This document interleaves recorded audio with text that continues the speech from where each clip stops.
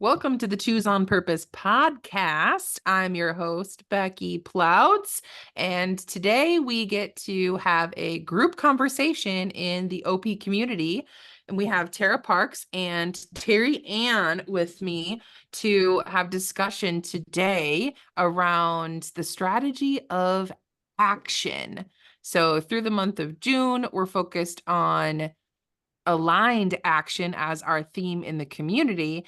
And today we're going to be bringing the acronym of ACTION to the table to have some discussion. And we're going to be talking about specifically, we're looking at this is the strategy hour. So, what strategies are we using with using this acronym? What's supporting us as individuals? And giving you some ideas as a listener to take with you to see how it can support you as well.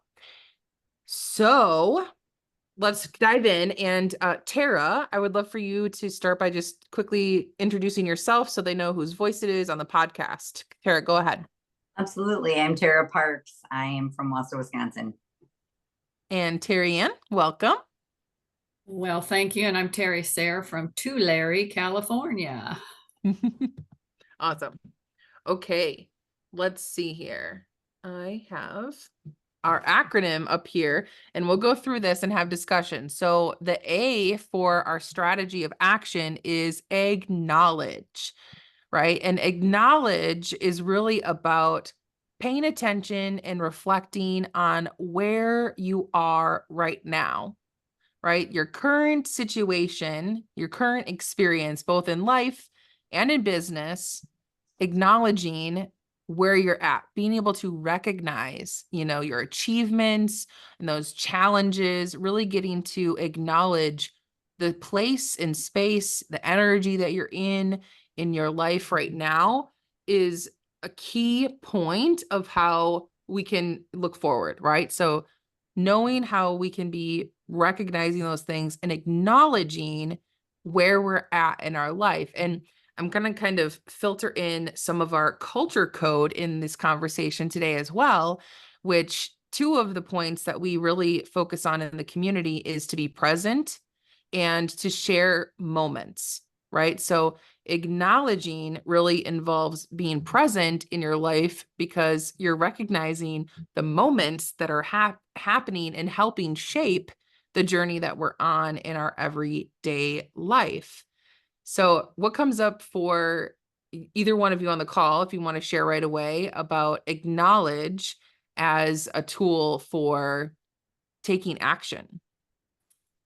Yeah, I mean, for me, this is one of my daily practices. Not just being aware. I mean, if I was going to say what my A is in action, it would be awareness and being aware of the steps that we take to be present and to move forward and the choices that we make. And so I actually have a practice of writing acknowledgments every day. And I do that rather than beat myself up for what I didn't do. I acknowledge what I did do. So acknowledging where we are, whom we are, how we're thinking, speaking, and acting is really an empowering tool when we do it in the present moment of taking action moving forward. So it's not acknowledging what we didn't do, it's acknowledging what we did do and where we are. So yeah, I couldn't agree more with that being an A in action. Yeah, I love that you pointed out the positive side of that, right? Like looking at the good, because I don't think I clarified that when I started talking. And the action step that I would have said is, to take a few minutes every day and journal about where you are. And I put in my notes that write down the wins and areas for improvement. So I'm always someone that is like, how can this be better while still recognizing that I did something good in there and then looking for that improvement. So I love that you pointed out that good side of things, then you're recognizing and reflecting on those. Terry, did you have anything that you wanted to add for acknowledge? Yeah, I mean, I think that is the beginning of all processes start with acknowledging where you're at. whether you are in a healing process, whether you are in a process of trying to overcome something, whether you're trying in a process of trying to, start a business, whatever it is that you're trying to do, it always starts with acknowledgement. So I like that it starts with that as the base, because everything always starts with being able to admit or at least observe, what it is that you're doing right now and where you're at presently. So Yeah, it's like a base of truth, really yep, comes to mind, like having that baseline to know what is true. very much. Yeah, love that. Okay, let's go on to the C, which is commit. And now this word can, intimidate some people. I am someone that highly loves commitment to the degree, like one of the years, I can't remember exactly which year it was, but a couple years ago, my word of the year was commit. And it just like invigorates me to know like that communication with myself is that it's a non-negotiable, as I know Terry Ann likes that lingo of, what are the things that you're going to do that you're committed to, but, committing to your goals and your intentions, right? In the community, we talk a lot about what our intention is in every hour, where we're really setting our focus to create time and space for. So what are you committed to with a goal or an intention, which is another way of looking at it that I've found, and I've come to really like this word, which is promise, right? Make a promise to yourself to pursue your dreams with dedication. Like going for it is a commitment. And the two pieces of our culture code that came to mind for that is that we focus on build vision and stronger together are two pieces of our culture code in the OP community as well, which commitment is essential for how you plan to build your vision, right? And fostering those strong relationships within community has been paramount in my experience of, building my vision at all, is having support and having people that can not necessarily always see it, but just the support system of being able to, you know, have people to lean on or, get bounce ideas off and mastermind with and really get that dedication from them being an active listener to what we think in our head, may sound silly and be able to support that. So building vision and stronger together is that those pieces in the community that I think commitment just kind of rings really strongly through making promises to ourselves. And so I'm curious how you ladies think about commitment. I would I would agree with that. I mean, I think that that's exactly what it is. I think that it's yeah, that promise to yourself. I think there's a lot of people out there. I am not one of them, that have the ability to make that promise to themselves. And that in itself is what drives them. They don't need Mm. that external support or that external drive in order to, accomplish those goals or, complete those commitments. But a lot of people do, many people, and myself included, need that support to follow through. I think that as depending on what stage of your life you're in, I think that those commitments can change and that the level of focus on those commitments or your ability to complete those promises on your own without support or with support can change based on, what you've got going on in your life. I mean, when you have a family and you have children, etc., those commitments can be very, very difficult to follow through on. And you need a lot of support, have to be on the same page with your spouse and partner in order to be able to follow through on those. But if you're in a stage where you're, on your own and it's really more self-driven, then, you may not need as much external support. So you don't need to put as much energy into just simply completing the commitment. Yeah, I would agree. The thing that came to my mind, as I think about commitment or commit, there are two things that came to my mind. One, not too positive. Sometimes there's expectations around commitments Mm. that can lead us to beating ourselves up if we don't, in Mhm. our opinion, or the opinion of someone else who had an expectation of us doesn't come to fruition. So I think commitments, there needs to be a level of open-heartedness and compassion that goes along with the commitment, because commitments can change, just like Tara said, based on circumstances. They can change in a moment. And Mhm. if that commitment changes in order what it looks like at the end, or what the process is enduring keeping that commitment, always ask yourself, is this in alignment with my values? Is this really what I want to be committed to? Because in my life, I made the mistake of staying so loyal to a commitment Hmm. that was going down the road that wasn't really in alignment with me, the true me. So I learned to have compassion as a part of commitment, so that it didn't become something that was disempowering me. And yet I was going to finish that commitment no matter what, either to someone else or to myself. And so I think, based upon my, lengthy years of experience, that's something that I've learned, that things change and our commitments change as well, right in the middle of them. Our goal might change, our circumstances might change, and we need to be open-hearted and flexible enough to say, yeah, that I am committed to that, but this is the road I'm going to take right now.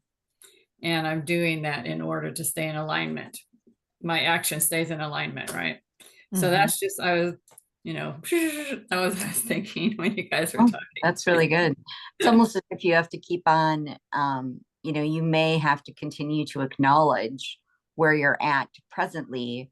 Yeah. And as circumstances change, you may need to revisit that and acknowledge, okay, did my situation change? Is this the right commitment? Yeah, Yeah. that's a very good point, Terry. Yeah.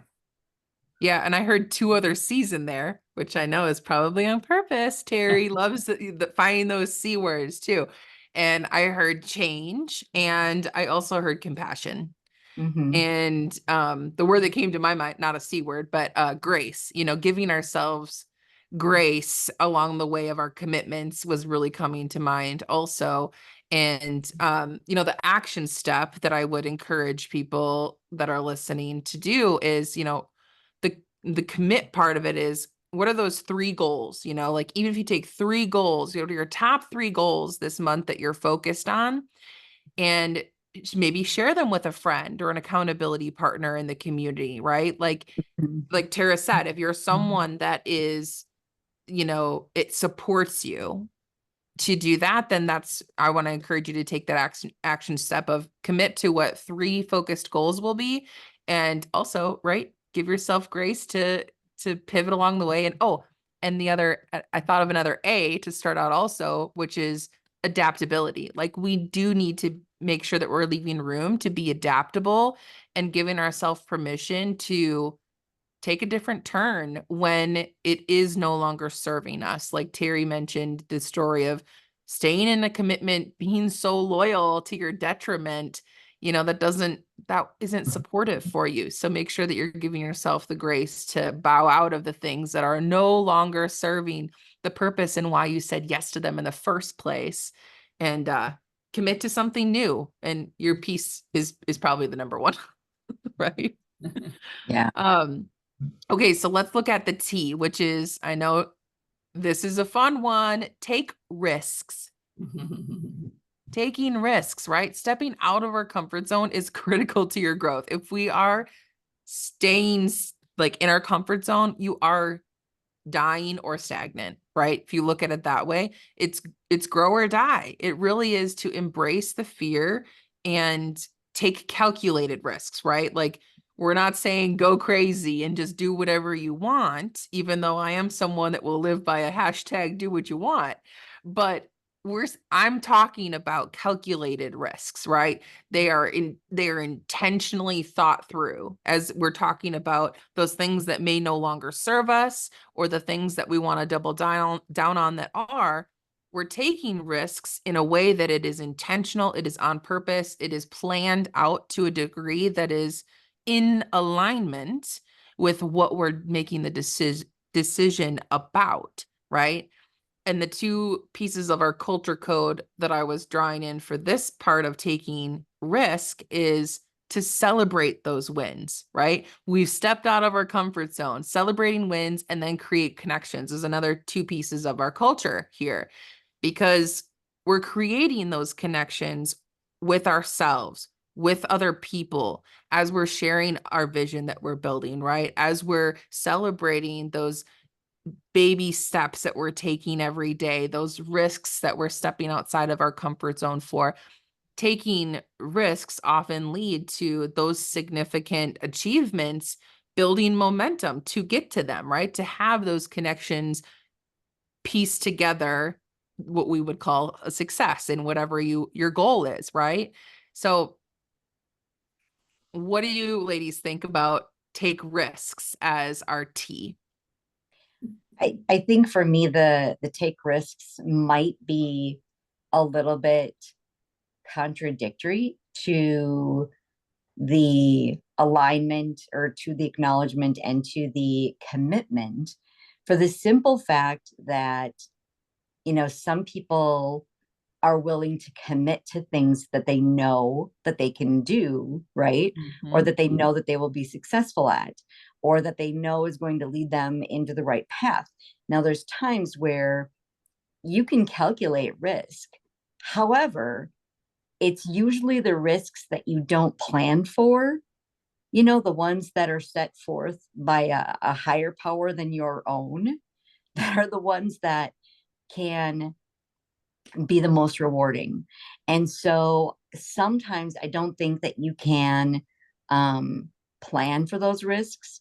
And it may seem like, you're not following through on your commitment by taking this risk, or you might not be acknowledging where you're at, or you might not be in alignment with that action because you're going to try this risk. So sometimes I think it can be very difficult for people to, commit to something, acknowledging where you're at, but then taking risks. I think that can be very difficult to do those three things in that order, because I think sometimes it can go against the grain of what you're trying to accomplish. I mean, people, like Terry had said, committing to something that's a very powerful thing for people to do, to promise to themselves that they're going to complete a task or they're going to do something.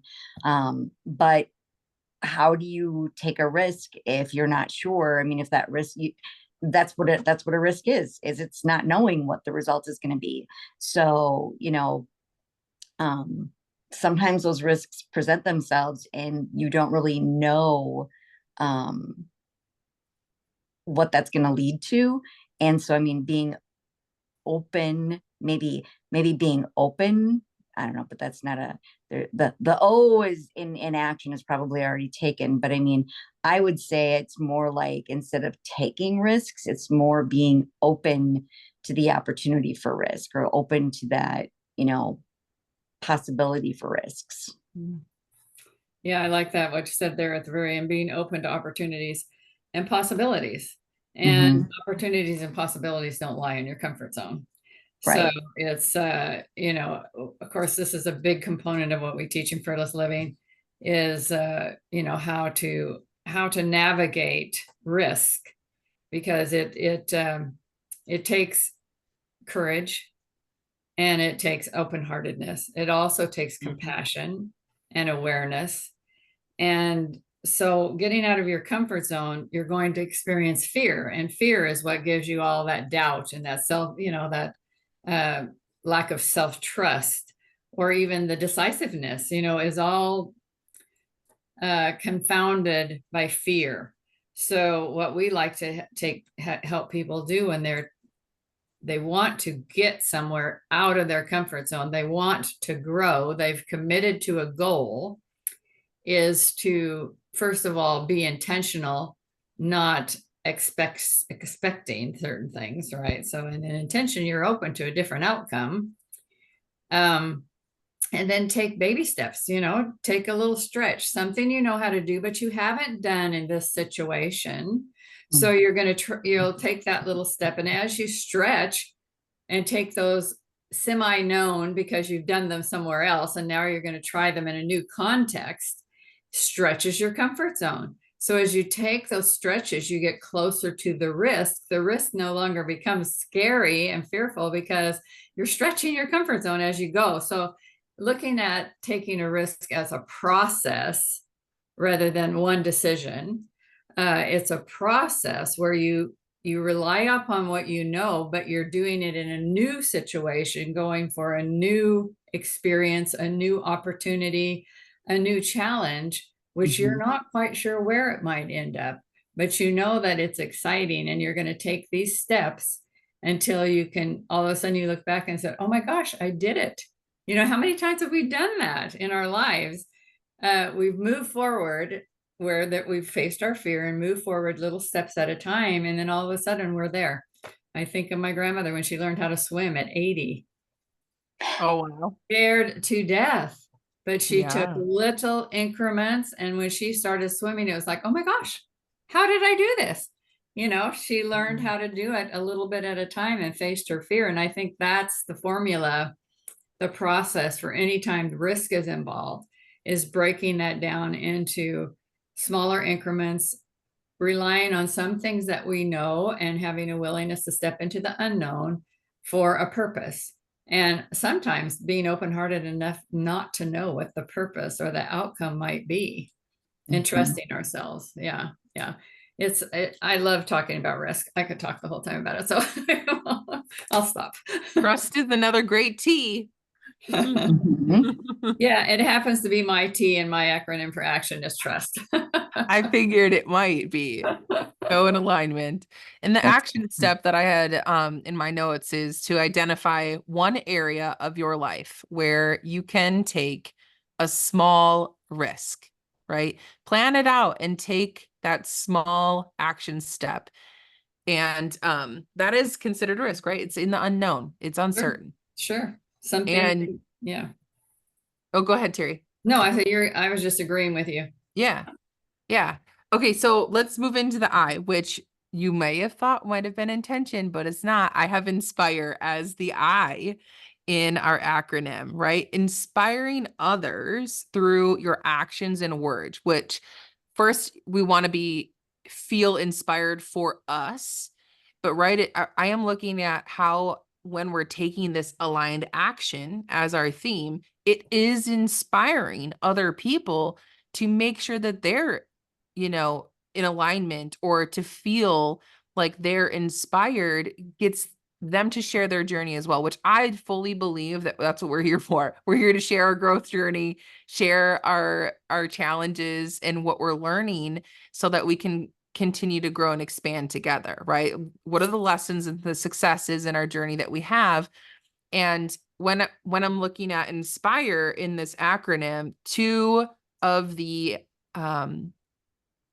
pieces of our culture code that come through in this is to give gratitude and share moments again, right? So thinking about when we're inspiring others, right? When that involves sharing those moments, that's a way that we can visually or, verbally be able to share what are we grateful for in this? Well, I came across this challenge and I learned this thing.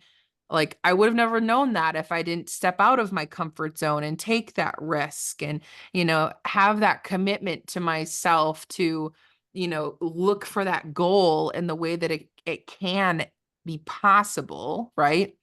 Living in those possibilities and really paying attention to the lessons from our journey. So inspire is the I. And my I was intuition. Ooh. It's kind of the same thing. But it's listening to that.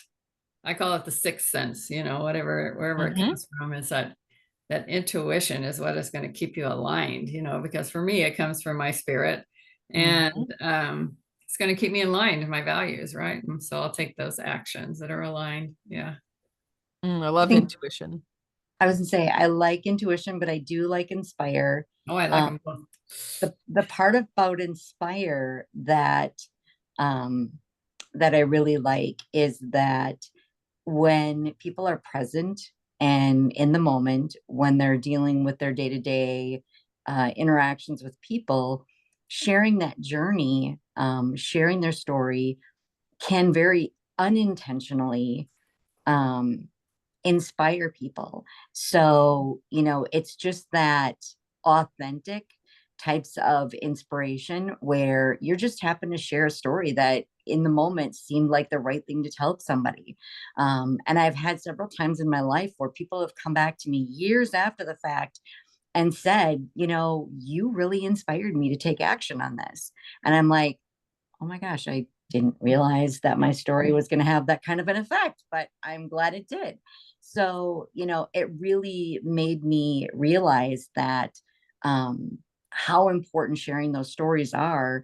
But when you do it with the intention of just simply sharing to support as opposed to sharing to tell somebody else what to do, you know, um, you know, doing an inspiration because you intend to inspire them and you're telling them, this is what you should do, shooting all over somebody as opposed to simply sharing, this is how this was my experience and this is what I did. And then letting someone else take that and, take that inspiration and make it their own. I think is a key part of that. Yeah. Yeah, I love that too. And that also just brings back intention too, like knowing our intention for sharing things with people comes to mind again too. As I started by saying it's not intention I'm talking about, but yeah, that's a great point, Tara. Love that. And right, the action step for inspire is go share a story of your personal growth in the community or your social media, right? Where you can feel excited to share a moment, right? Not necessarily for people to comment anything specifically or anything like that, but for you to share your personal growth journey and use it as a way to inspire other people to take action and encourage that. Put a call to action on there. I'm going to encourage you to do that, to share a personal story about your growth journey and call people to action with your inspiration. Absolutely. Yeah. Okay, the O is observe. Observe. So take the time to observe your progress, right? Being able to be kind of in that reflective mode again. And I think that this is really important because we can get on a roll, right? For myself, at least, it gets easier sometimes to say yes to things or to be in this momentum that sometimes is like a rolling down a hill. And it's also really has been super important to be able to, again, recheck in and observe what is the progress? Are these risks that I'm taking in this direction? Are they having some kind of return? Am I seeing some kind of progress happening as a result of these intentional steps that were thought out? But right, we're on a journey here. This could still take a wrong turn, and we get to reflect and understand more about this journey of growth to know which direction is still right for us in the time that we're in now, right? Versus yesterday, because today is a new day. So observing, and the thing that comes together for observing in the culture code is, again, to be present and to create connections. So observation helps us stay in the present moment and understand that the connections that we've built and how that, helps on the journey moving forward. So observe. What are your thoughts around that? I agree. I mean, I think it's good to check in, um, with where you're at and have a way to make sure that the actions are in alignment and that, you're going in that right direction. So, observe seems to be an adequate word. I'm not sure if it's I don't know. There's something about it that, uh, I don't know, that I feel like it should be more, but there should be a more better description of that rather than observe. I feel like the word observe is very passive to me, Mhm. that it's not like an actionable, uh, specific type of, how do I put it? Something that would be intentional. I feel like observing is just more of a passive Mm. looking back on things, but not really with the intention of making change or adjustments or, adapting to, what might be happening. I feel like it's just simply the process of looking at where you're at, what's been happening, but not really, although maybe the next word will be the follow up to that. I don't know. Yeah, I think the way that you're describing observe personally, it to me is more like reflection. And to me, maybe it's because I'm a teacher. I change what I do a lot by what I observe, but I'm observing my reaction. I'm observing my response. I'm observing how it affects other people because I'm in a situation where I'm teaching. I observe the participants that I'm coaching or those people in a workshop very closely in order to determine if what I'm saying is they're understanding it to start with, and if it's of any interest to them, because I can tell by watching people, by watching their face, watching their body language, observing their eyes, particularly their eyes. Observation becomes a really powerful tool for me. Even in family gatherings where I sit back and observe my children interacting, I think observation and listening go together, and really determine before I speak or respond what effect that might have on changing the dynamics, building a relationship. So to me, I see observation as probably not observing, looking back at what I've done so much as looking at in the present moment, what am I sensing? Because I really count on my intuition a lot. What am I sensing? What am I seeing? What am I hearing? And what am I feeling in order to be that inspiration or to be that catalyst for change or whatever it is.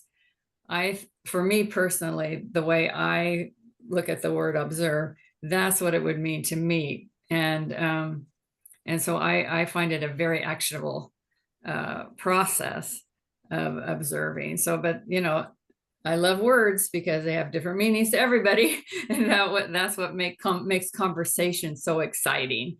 To hear other people's understandings and thoughts and reflections on words, because we go into aligned action. It's not just what we bring to the word. It's everybody has it. Becky and I had a huge discussion one time on the word vulnerability, which Mhm. changed the way I use that word. It didn't change what it meant to me, but it changed the way I'd bring it up in conversation. And I would kind of do the word just went in my head, but kind of explain what it meant to me so that other people that it had a negative connotation would understand. For me, it was a positive thing. Yeah. Yeah. Yeah, we put our own personal, filters through our experience, and Yeah. it can Yeah. mean something totally different, and feel totally different. So I love that you brought up the senses, Terry, and how you tap into really utilizing your senses for the way that you observe. That's a really great addition. I love that. And the action step, right, is something that I personally do, is that I reflect weekly. I give myself space to ask a couple questions every week, and use that time to observe my progress, take note of my insights. How did I feel about, that meeting I went to, those people that I found, like, ran into, and being able to reflect about, what kind of adjustments do I want to make to my plans according to using my senses and using the experience that I did have. How can that support and move forward? And really being able to observe what occurred, is with the action step that I want to put in there if someone is looking to take some action on it. That's a good one. Mhm. So the N for action is navigate, which I know Terry mentioned earlier in the time. But really being able to, navigate our journey with that flexibility that we've discussed and being ready to adjust our course as we need to, as we choose to, right? While feeling our end goals are in sight. There's a reason that we will choose to navigate differently.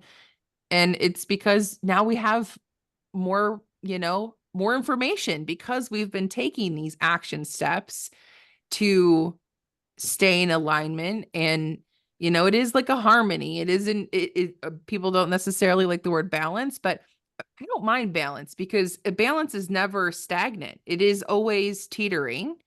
And I believe that's how life is. I'm never going to be completely satisfied. I'm always going to want more, and I believe there's more for that, and that's my own personal opinion. But navigating is really powerful in looking at how build vision and stronger together can really come through with how we choose to navigate, because it's a contrast, right? That adjustment to align with our vision and in community support, because like we just exampled, we have different feelings, different definitions specifically of words that gives a beautiful dynamic to just help us shape, well, where are we coming from with this? What do we really think as a person, as an individual, versus what everyone else might think? We're not saying one's right or wrong. It's really about that dynamic of how is it going to help you navigate, your action steps. So navigate, ladies, navigate. Love that word. Yeah. Yeah, because to me, it has so many connections to life. I mean, you can think of a captain of a ship navigating. You can think of an army commander navigating. You can think of, I just think that everything we do is navigated by our choices. And I just think to me, it's a word that just says, yeah, you do what you can do when you can do it the best you can do it. And you learn from what Right. you've done. To me, that's navigating. It's also observing for sure and reflecting. And I was trying to figure out a word because I wrote an acronym the same time you wrote an acronym. And I put down nature. And I don't mean like outside nature, I mean human nature. And then to me, my human nature is my authenticity. So that's what I kind of thought of. And I think when we navigate and we stay true to our nature, which is our values, and if we are aligned with our values, then our action is going to help us to navigate whatever we're put in, joy, chaos, grief, whatever we're put into, we navigate that.